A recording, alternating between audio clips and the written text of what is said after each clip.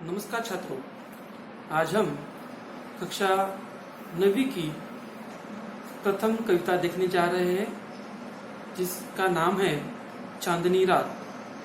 प्रस्तुत कविता के लेखक मैथिली शरण गुप्त जी है। हमें पता है मैथिली शरण गुप्त जी हिंदी साहित्य के बहुत बड़े साहित्यिक माने जाते हैं, लेखक माने जाते हैं। तो उनका यहाँ पर हम अल्प परिचय ले लेंगे। मैथिली शरण गुप्त जी का जन्म झांसी गांव में 3 अगस्त 1886 में हुआ है और उनका मृत्यु 12 दिसंबर 1964 में हुआ है। उन्होंने अपने कार्यकाल में खड़ी बोली को अधिक उच्चतम रूप देकर उनकी कविता को ज्यादा से ज्यादा सराहनीय किया है। तो आज हम हमारे देश के प्रति गौरव उद्गार को जिनका नाम है चांदनी रात, इस प्रस्तुत कविता में भारत भूमि को ज्यादा से ज्यादा उजागर किया है अपने शब्दों में श्री मैथिली शरण गुप्त जी ने। तो आइए हम आज उनकी कविता को पढ़ेंगे और उसका अर्थ देखेंगे। चारू चंद्र की चंचल किरणें खेल रही है जलथल में। चारू चंद्र की चंचल किरणें खेल रही है जलथल में।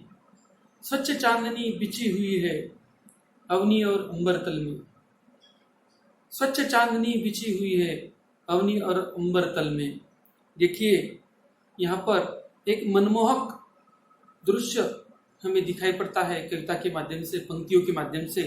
यहाँ पर मैथिली शरण गुप्त जी कहते हैं कि हमारा जो भारत देश है यह चांदनी रात में किस प्रकार प्रकाशमान होता है, चांदनी रात में भी वो किस प्रकार शोभायमान दिखता है और उस चंद्रमा के कारण जो हमारी भारत भू है उस भारत भू को किस प्रकार प्रकाशमान करता है और शोभायमान करता है, वह इस पंक्ति के द्वारा मैथिली शरण गुप्त जी ने हमें बताया है। वे आगे कहते हैं, चारू चंद्र की चंचल किरणें खेल रही है जलथल में। स्वच्छ चांदनी बिछी हुई है अवनी और अंबर जल में।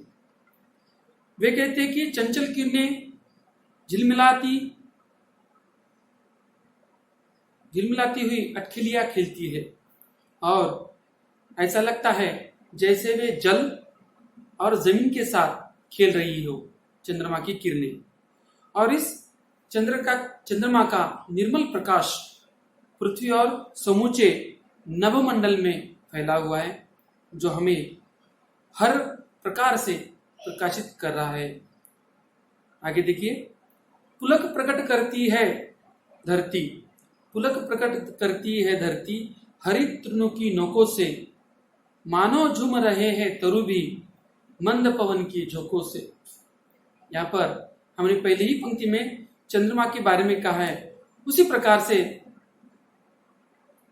चांदनी की रात में कौन से और बदल होते हैं, कौन सा और परिवर्तन होता है, बदलाव कौन सा होता है, यह अगली पंक्ति में कहा है मैथिली शरण गुप्त जी ने। वे कहते हैं कि जिस प्रकार चंद्रमा हमारी पृथ्वी पर गिरता है तो जो हमारे पृथ्वी पर धरती पर जो तन निकले हैं, घास निकले हैं, उनकी जो नोके हैं जो पुलकित हुए अभी पैदा हुए हैं, वे सब आनंदमय वातावरण में हर्षोल्लासित हो उठे हैं। ऐसा ये सारा माहौल वातावरण बना हुआ है। वे आगे कहते हैं, मानो झूम रहे हैं तरु भी। तरु यानी पेड़ पौधे, तन, घास सभी झूम रहे हैं, आनंदित हो उठे हैं, क्योंकि मंद पवन आ रही है, जा रही है। क्योंकि मंद पवन की झोंकों से सारा परिसर, सारा पृथ्वी का परिसर झूम रहा है, मंद पवन से शोभायमान हो रहा है, इसलिए वह मंद झोंकों से अपने हर्ष को, आनंद को दिखा रहा है। आगे क्या कहते देखिए, क्या ही स्वच्छ चांदनी है यह, क्या ही स्वच्छ चांदनी है यह, है क्या ही निस्तब्ध निशा, है स्वच्छंद सुमंद गंध वह, निरानंद है कौन दिशा। देखिए, जिस प्रकार मंद पवन के झोंकों से पृथ्वी हर्षोल्लासित हो उठी है, उसी प्रकार सभी चांदनी ने एक रूप ऐसा दिया है। ये जो चांदनी है ये एक प्रकार से स्वच्छ है। बादल में चांद आया है, चांदनी है, एक प्रकार से एकदम स्वच्छ है, ना किसी का शोर है, ना किसी का शोर है। तो ऐसा वातावरण वहां पर हुआ है। और सारे जो हरे घास निकल है वो तृणों से हर्षोल्लासित हो उठे। और आग सभी तरु भी, मंद पवन भी हर्षोल्लासित हो उठे।